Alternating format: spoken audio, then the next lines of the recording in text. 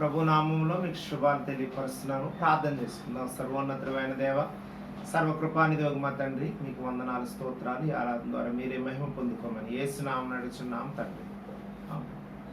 సదాకాలము నీతో నేను జీవించెదను యేసయ్యా,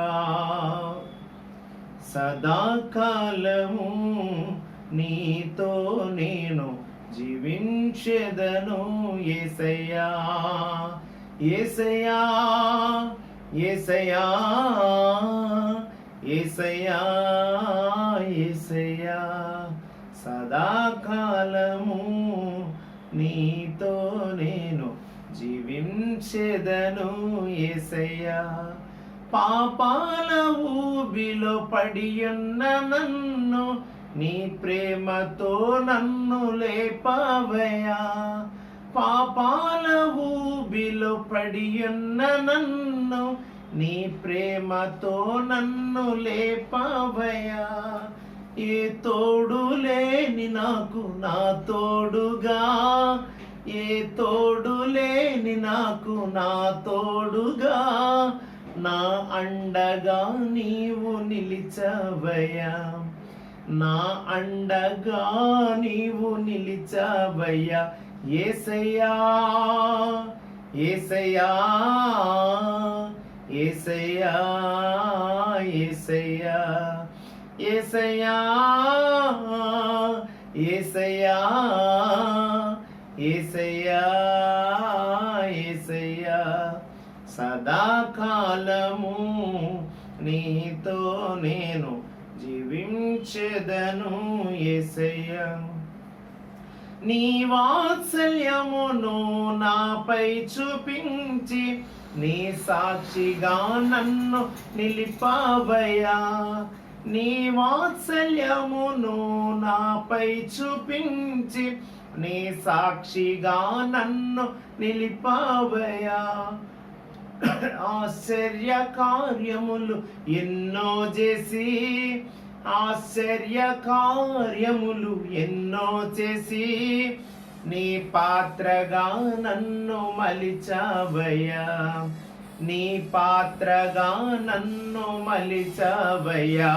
యేసయ్యా, యేసయ్యా, యేసయ్యా, యేసయ్యా, యేసయ్యా, యేసయ్యా, యేసయ్యా, యేసయ్యా, సదాకాలము నీతో నేను జీవించెదను యేసయ్యా. మనం అందరం కలిసి కొద్దిసేపు ఆరాధన చేసుకుందాం. దయతో నిలవబడగలిగిన వారు నిలవబడండి, మోకరించగలిగిన వారు మోకరిస్తే కొద్దిసేపు ప్రభు సన్నిధిలో గడుపుతాం. సమస్త దేశంలారా యెహోవాకు ఉత్సాహధ్వని చేయండి, సంతోషంతో యెహోవాను సేవించు, ఉత్సాహగానము చేయించి ఆయన సన్నిధికి రండి. యెహోవా ఏ దేవుడు అని తెలుసుకోండి. ఆయనే మనల్ని పుట్టించిన ఆయన వారమైన ప్రజలమైన మేపు గొర్రెలు కృతజ్ఞత అర్పణలు చెల్లించడానికి గుమ్మములో ప్రవేశించడానికి కీర్తనలు పాడిచాను ఆవరణలో ప్రవేశించడం. రాజాని భవనములో రేయింబవలు వేచి ఉందును, యేసు రాజాని భవనములో రేయింబవలు వేచి ఉందును, స్తుతించి ఆరాధింతును, నా చింతలు మరచెదను, స్తుతించి ఆరాధింతును, నా చింతలు మరచెదను. ఆరాధనా, ఆరాధనా అబ్బా తండ్రి నీకేనయ్యా, ఆరాధనా, ఆరాధనా అబ్బా తండ్రి నీకేనయ్యా. రాజాని భవనములో రేయింబవలు వేచి ఉందును, యేసు రాజాని భవనములో రేయింబవలు వేచి ఉందును. నా బలమా, నా కోట, ఆరాధనా నీకే, నా దుర్గమా, ఆశ్రయమా, ఆరాధనా నీకే, ఆరాధనా ఆరాధనా అబ్బా తండ్రి నీకేనయ్యా. రాజాని భవనములో రేయింబవಳು వేచి ఉందును, యేసు రాజాని భవనములో రేయింబవలు వేచి ఉందును. ప్రార్థన చేసుకుందాం. సర్వలోకమును సర్వసృష్టిని ఏకరీతిగా పరిపాలించిన మా పరలోకపు తండ్రి, మీ ప్రశస్తమైన శ్రేష్టమైన విలువైన సన్నిధిని బట్టి స్తోత్రాలు స్తుతులు చెల్లిస్తున్నాం ప్రభా. ఆయన అనేక మంది నిన్ను స్తుతించి ఆరాధిస్తుండగా నాయనా, స్తుతులు యందు ఆసీనుడు అయినటువంటి దేవుడవు నాయనా, సకల జలాచర జీవరాశులన్నింటినీ ఈ సృష్టికి కారణభూతుడిగా సృష్టించినటువంటి గొప్ప దేవుడు దేవా, శక్తిమంతుడు ప్రభా. ఈ పరిశుద్ధ దిన స్తుతులు కేవలం మీరు పొందుకొని మహిమ ఘనత ప్రభావాలు పొందుకోమని ప్రార్థన చేస్తున్నాం ప్రభా. మా చేరిన బిడ్డలందరినీ దీవించి ఎవరైతే ఏకీభవిస్తున్నారో నూతనమైన ఆశీర్వాదంతో మీ కృపల బిడ్డలు బలపరచమని ప్రార్థన చేస్తూ ఈ ఆరాధన ద్వారా మీరు మహిమ పొందుకోమని యేసు నామమున అడుగుచున్నాం తండ్రి, ఆమేన్. ప్రభునందు ప్రియ సంగమా, మరి ఈరోజు హగ్గయి గ్రంథం 1వ అధ్యాయము 4 నుంచి 6వ వచనం వరకు ఉన్న దేవుని మాటలను మనం ధ్యానం చేసుకుందాం. యెహోవా మా ఆశ్రయ దుర్గమ, మా విమోచకుడా, నా నోటి మాటలు అందరి హృదయ ధ్యానములు మీ దృష్టికి అంగీకారం వచ్చి నడిపించమని యేసు నామమున అడుగుచున్నాం తండ్రి, ఆమేన్. హగ్గయి, హగ్గయి అనే మాటకు అర్థం నా పండుగ. ఇతను చిన్న ప్రవక్త. ఇతను దేవాలయమును కట్టినటువంటి ప్రవక్తగా మనం ఇక్కడ చూస్తున్నాం. ఇందులో ఒక అద్భుతమైన విషయాలను మనం ధ్యానం చేసుకుంటూ ఉన్నాం.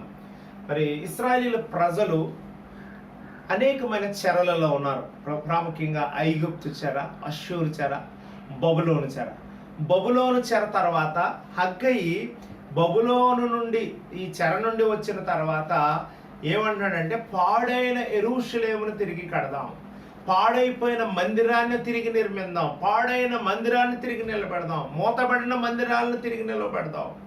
ఈరోజు మూతబడిన మందిరాల కొరకు ఎంతమంది ప్రార్థన చేస్తున్నారు? దేవుని సన్నిధి కొరకు, దేవుని సహాయం కొరకు, దేవుని ఆరాధన కొరకు అనేక మంది విశ్వాసుల ఆత్మీయ జీవితం కొరకు ప్రార్థన చేస్తున్న వారు ఎంతమంది? ఇక్కడ హగ్గయి చేస్తున్న ప్రార్థన కూడా అదే. దేవాలయము మూతబడింది, దేవాలయము లేకపోతే శిథిలమైంది, తిరిగి దేవాలయాన్ని కడదాం. అంటే దాని అర్థం ఏంటంటే, మన యొక్క చంచలమైనటువంటి హృదయము అనేక రీతిలుగా వెళ్ళిపోయినప్పుడు దేవుడు తిరిగి మన హృదయాన్ని కట్టడానికి, హృదయం అనే మందిరాన్ని కట్టడానికి దేవుడు ఈ మాటలు జ్ఞాపకం చేస్తూ ఉన్నాడు. హగ్గయి మాట్లాడుతున్నటువంటి మాటలు. హగ్గయి సంఘాన్ని ఖండిస్తూ ఉన్నాడు. హగ్గయి విశ్వాసులు చేసినటువంటి దోష కార్యాలను బట్టి మాట్లాడుతూ ఉన్నాడు. ప్రత్యేకంగా మరి 1వ అధ్యాయంలో 2వ వచనంలో మనం చూసినట్లయితే ప్రజలు చేస్తున్నటువంటి నిర్లక్ష్యపు పనులకు, ప్రజలు చేస్తున్నటువంటి బద్ధకపు పనులకు ప్రత్యేకంగా మాట్లాడుతున్నాడు. వాళ్ళు సాకులు చెప్తున్నారు. ఎందుకంటే ఇంకా టైం ఉంది, ఇంకా సమయం ఉంది, ఇంకా ఎప్పుడో కడదాం, ఇంకా ఎప్పుడో చేద్దాం, ఎప్పుడో విశ్వాసాన్ని నిలబెడదాం, ఎప్పుడే సంఘాన్ని నిలబెడదాం అని అనుకుంటున్నారు. కానీ ఇది సమయం కాదు, ఇది సమయం అయిపోయింది. నువ్వు దేవుని దగ్గరికి రావడానికి, నువ్వు మారు మనసు పొందడానికి, నువ్వు రక్షణ పొందడానికి, నువ్వు ఆత్మీయ జీవితంలో బలపరచడానికి ఇన్ని వ్యాధులు వచ్చినా, ఇన్ని పరిస్థితులు వచ్చినా ఇంకా వాయిదాలు వేసుకుంటారు చాలా మంది. ఏమంటున్నాడో తెలుసా? మీ ప్రవర్తనను గురించి ఆలోచించుకోండి. మీరు విస్తారంగా విత్తినను కొంచెమే పండును. మీరు తృప్తిగా ఆహారం తిన్నప్పటికీ ఆకలి తీరట్లేదు. మీరు పానము త్రాగినప్పటికీ మీకు దాహం తీరట్లేదు. అంత మాత్రమే కాదు, మీరు కష్టపడి సంపాదించిన జీతము చినిగిపోయిన జేబులో వేసినట్లుగా ఉంది. అంటే ఎంత ఆహారం తింటున్నా ఈ పాశ్చాత్య దినాలలో మనం చూసినట్లయితే పరిస్థితుల్లో మనము మరి ఫాస్ట్ ఫుడ్స్, జంక్ ఫుడ్స్ ఇవన్నీ తింటున్నారు చాలా మంది. రోజు బిర్యానీలు తింటున్నారు. ఎన్ని నాన్ వెజ్ ఐటమ్స్ తిన్నా మనిషికి తృప్తి లేదు. ఎన్ని డ్రింక్స్ తాగినా మనిషికి తృప్తి లేదు. ఎంత డబ్బు సంపాదించినా తృప్తి లేదు. అదే మాటలు హగ్గయి మాట్లాడుతూ, మీరు లోకంలో నశించిపోతున్నారు, లోకంలో అనేకమైనవి సంపాదించుకుంటున్నారు, కానీ మీకైతే తృప్తి లేదు. ఈరోజు ఈ మాటలు వింటున్నట్టు ప్రతి సహోదరి, నువ్వు ఎంతో ఉన్నతమైన జీవితాన్ని జీవిస్తున్నావు అనుకుంటున్నావు. నీ జీవితం ఎడల నీకు తృప్తి ఉందా? నువ్వు వేసుకున్న బట్టలను బట్టి, నువ్వు అనుభవిస్తున్న ఇంటి సౌకర్యాలను బట్టి, లేకపోతే నువ్వు సంపాదిస్తున్న జీతాన్ని బట్టి, లేకపోతే నువ్వు తింటున్న తిండిని బట్టి, నువ్వు తాగుతున్న పానమును బట్టి ఎవరికైనా సంతోషం ఉందా అంటే ఇందులోనూ తృప్తి లేదు మానవునికి.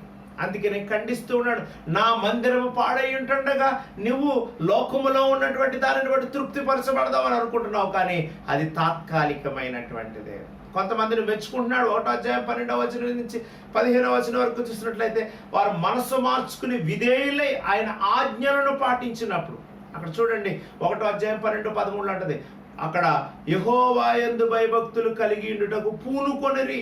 2:5లో ఉంటది, దేవుడు వారికి తోడై ఉండెను. 1:15లో చూస్తే దేవుని మందిరపు పని చేయ మొదలు పెట్టిరి. ఎప్పుడైతే దేవుని పనికి పూనుకుంటామో దేవుడు మనల్ని మెచ్చుకుంటాడు. అనేక మంది నశించిపోవచ్చు, కానీ దేవుడు ఎవరు ఏర్పరచబడ్డారో, ఎవరు ప్రతిష్ఠించుకున్నారో, ఎవరు దేవునికి సహాయం చేయాలనుకుంటున్నారో వారిని బట్టి దేవుడు సంతోషిస్తాడు. వెంటనే 2వ అధ్యాయం 1 నుంచి 9 వచనాల్లో వారు కృంగిపోయినప్పుడు దేవుడు వారిని ధైర్యపరిచాడు. భయములోనున్నటువంటి వారికి, ఎర్ర సముద్రమును దాటించినటువంటి ప్రజలను దేవుడు ఇలాంటి పరిస్థితుల నుంచి లేవనెత్తాడు. అందుకే అంటాడు కదా, జెరుబ్బాబెలు నువ్వు ధైర్యము తెచ్చుకో. 2:4లో ఉంటుంది, జెరుబ్బాబెలు నువ్వు ధైర్యం తెచ్చుకో, దేశంలో ఉన్న సమస్తమైన జనులారా మీరు బహుగా ధైర్యము తెచ్చుకోనడి. అంటే పిరికితనంలో ఉన్నటువంటి వారిని, ఆందోళనలో ఉన్నటువంటి వారు, ఇది జరిగించుడు, నేను మీకు తోడుగా ఉంటాను. ఎంత అభయం ఇస్తున్నాడు. ఇంకో మంచి మాట 5వ వచనంలో ఉంటుంది, 2:5లో, నా ఆత్మ మీ మధ్య ఉన్నది కనుక మీరు భయపడకండి. ఎంత గొప్ప సంగతి. మనం భయపడవలసిన పని లేదండి, దేవుని ఆత్మ మన మధ్యన ఉన్నది. 7వ వచనంలో ఉంటది, నేను ఈ మందిరమును మహిమతో నింపాను. దేవుడు మన మందిరాలను మహిమతో నింపాడు. మన హృదయం అనే మందిరాన్ని ఆయన మహిమతో నింపాడు. ఆయన మహిమతో నింపబడిన ఈ హృదయాలకు ఆకలి తృప్తి ఉంటది, దాహము తృప్తి ఉంటది, సంపాదించిన ధనము తృప్తి ఉంటది. ఎందుకంటే ఇదంతా దేవుని వలన, దేవుని కృప వలన పొందుకున్నది అనే సత్యాన్ని వారిని ధైర్యపరుస్తూ ఉన్నాడు. ఈ స్థలమందు నేను మీకు సమాధానమును కలుగజేస్తాను. ఇంకొక మాట మనం చూసినట్లయితే 2వ అధ్యాయము 10 నుంచి 19వ వచనంలో, నేను మిమ్మల్ని ఆశీర్వదిస్తాను అంటున్నాడు. 2:19లో అంటాడు, ఇది మొదలుకొని నేను మిమ్మల్ని ఆశీర్వదించదను. నేను మిమ్మల్ని ఆశీర్వదిస్తాను. ఒక విషయం గమనించాలి, దేవుడు మనల్ని క్షమించి ఆశీర్వదిస్తాడు. ఎప్పుడు కూడా గమనించవలసింది ఏంటంటే, దేవుడు పాపిని క్షమిస్తాడు కానీ పాపమును క్షమించాడు. కనుక దేవుడు మారు మనస్సు పొందిన ప్రతి పాపిని కూడా ఆయన ఆశీర్వదిస్తాడు. కనుక ఇక్కడ మనం చూసినట్లయితే ధర్మశాస్త్రంలో ఉన్నటువంటి సత్యాలను గ్రహించినప్పుడు ఉంటుంది కదా, దివారాత్రము నేను దానిని కీర్తించెదను అంటాడు. అంటే మనలను ఆయన ఆశీర్వదిస్తే మన పాపములు పోవాలి, కానీ పాపిగా ఉన్నటువంటి మనం క్షమించబడతాం. అప్పుడు దేవునిలో బలపరచబడతాం. చివరిగా ఇంకొక మాట, హగ్గయి 2వ అధ్యాయం 20 నుంచి 23, 23వ వచనంలో సిద్ధపాటు గురించి ఉంటుంది. నేను నిన్ను ఏర్పరచుకుని ఉన్నాను కనుక ఈ దినమున నేను నిన్ను తీసుకొని ముద్రపు ఉంగరముగా చేయుదును. ఇదే సైన్యములకు అధిపతి యెహోవా. దేవుడట మనకు ఒక గుర్తింపిస్తున్నాడు. ఇక్కడ ముద్ర ఉంగరం అంటే ఒక గుర్తింపు పొందిన సాక్ష్యము, గుర్తింపు పొందిన ప్రార్థన. ఈరోజు చాలా వస్తువులకు ISI ముద్ర ఉంటుంది. మనం అది క్వాలిటీయా కాదంటే ISI ముద్ర చూస్తే చాలు, అది పర్యవేక్షణలో జరిగింది. అలా లేకపోతే అది డూప్లికేట్ అవడానికి కూడా అవకాశం ఉంది. కాబట్టి ISI అనే మార్కు ఉన్న వస్తువుని మనం తీసుకుంటాం. ఈరోజు దేవుడు విశ్వాస జీవితంలో కూడా నిన్ను ముద్రపు ఉంగరంగా, అంటే నీ నొసటి మీద, నీ జీవితం మీద ఆయన వేసిన ముద్ర ఒక గుర్తింపు, ఆత్మీయ గుర్తింపునిస్తా ఉంది. నిన్ను చూడగానే నీ ముఖములో ఆత్మీయ వెలుగు, ఆత్మీయమైన ప్రకాశము, ప్రార్థనా జీవితం కనబడేటట్లు నీ జీవిత క్రియలు ఆధారపడి ఉన్నాయి. కనుక విశ్వాస జీవితంలో సిద్ధపాటు అనేది చాలా ప్రాముఖ్యం. ఈ భౌతిక జీవితంలో ఇక్కడ రాస్తున్నాడు కదా, మనం సంపాదించిన ధనము కానీ, మనం తిన్న ఆహారం కానీ, మనం తాగిన పానము కానీ, మనం కట్టుకునే ఇల్లు కానీ, మనం వేసిన పంట కానీ, ఇది మరి శాశ్వతమైనది కాదు. దీనివల్ల సంతోషం నిలబడదు, కానీ పర సంబంధమైనటువంటి ఆశీర్వాదం చాలా గొప్పది. కనుక ఆత్మీయమైనటువంటి జీవితంలో దేవుల్లో మరింత ఎదుగుటకు దేవుడి మాటలను దీవించి హగ్గయి తిరిగి ఆ మందిరం కట్టడం అంటే మన హృదయపు జీవితాలను, మన హృదయపు ఆలోచనలు కట్టడానికి ఆయన ఏర్పరచుకున్నటువంటి విధానాన్ని మనకు జ్ఞాపకం చేస్తున్నాడు. కనుక మనమందరం ఆయన సన్నిధిలో, ఆయన పరిశుద్ధాత్మ శక్తిలో నిలబట్టుకు దేవుడి మాటలు దీవించి ఆశీర్వదించునుగాక. ఆమేన్. ప్రార్థన చేసుకుందాం. పరిశుద్ధమైన దేవ, ఈ విన్న మాటలు ప్రతి జీవితంలో ఫలించుటకు సహాయం చేయమని ప్రార్థన చేస్తున్నాం. ప్రత్యేకంగా ప్రభువా, బిడ్డలు అనేకమైన అవసరతల్లో ఉన్నారు. వారి కోరికలను సిద్ధింపచేయండి, వారి ఆలోచన సఫలం చేయండి, వారి ఆశగల ప్రాణాన్ని తృప్తిపరచండి ప్రభా. సమాధానము దయచేయండి ప్రభా. నీ కృప వలన మాత్రమే మేము పొందుకుంటామనే నిరీక్షణతో ఎవరైతే ఏకీపిస్తున్నారో ప్రతి ఒక్కరిని మీరు దీవించి ఆశీర్వదించమని యేసునామమున అడుగుచున్నాం తండ్రి, ఆమేన్. తండ్రి, కుమార, పరిశుద్ధాత్మల సర్వశక్తిగా త్రియేక దేవుని దీవెన ఈ ఆరాధనలో పరోక్షంగా పాల్గొన్న ప్రతి బిడ్డకు ప్రభు సదాకాలం తోడయండి, ఆశీర్వదించును గాక. ఆమేన్. God bless you.